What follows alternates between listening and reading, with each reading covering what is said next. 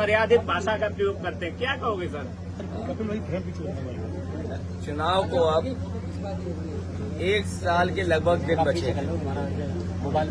उत्तर प्रदेश का चुनाव 1 साल के अंदर या 1 साल का आसपास समय बचा है सरकार के पास। और अब तक अभी हम लोगों ने जो बजट देखे हैं उत्तर प्रदेश सरकार के 9 बजट देख चुके हैं। आखिरी बजट आना है जो अब आ जाएगा आने वाले समय में। दिल्ली की सरकार तीसरी बार चल रही है। हाल ही में हमें और आपको देखने को मिला कि एक ऐसा कानून जीएसटी जब लागू किया गया था तो ये बात कही गई थी कि व्यापार बढ़ेगा। इस कानून के लागू होने से सरल व्यवस्था लागू होगी जिससे कि व्यापारी और कारोबारी अपना टैक्स दे पाएगा। शायद दुनिया में इकलौता जीएसटी कानून रहा होगा जिसमें इतने संशोधन हुए हैं और इतने संशोधन होने के बाद भी आज फिर सरकार को संशोधन करना पड़ा और ये स्वीकार करना पड़ा कि हमें गरीबों को राहत पहुंचाने के लिए कानून में बदलाव लाना पड़ेगा। उसका जो स्लैब है वो बदलना पड़ेगा कृषि क्षेत्र में या जरूरत के सामान को लेकर के। तो सवाल ये है कि जीएसटी लागू होने से लेकर के अब तक आखिरकार सरकार ने किसको मुनाफा कमाने दिया?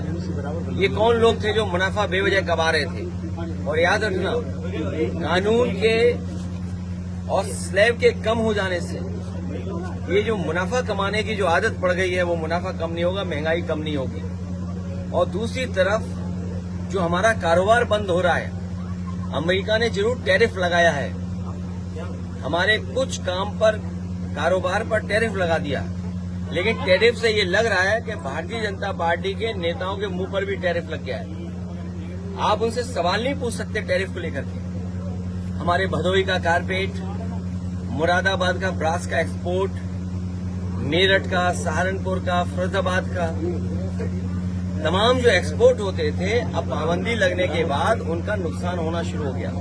उनका नुकसान होगा, कारीगर जो जुड़े उनका नुकसान होगा, अंतोगत्वा हमारी अर्थव्यवस्था का नुकसान होने जा रहा है। अमेरिका अगर अपनी अर्थव्यवस्था को बचा रहा है या अपनी अर्थव्यवस्था को मजबूत कर रहा है तो हमें भी ये सोचना चाहिए कि हम अपनी अर्थव्यवस्था को कैसे बेहतर करें। उसके लिए हमें फैसला लेना चाहिए। मेक इन इंडिया बर्बाद हो गया। स्वदेशी का नारा केवल मुंह से है, मन से नहीं है। ये बीजेपी के लोग स्वदेशी मुंह से हैं और मन से विदेशी हैं। अच्छा सर, किसान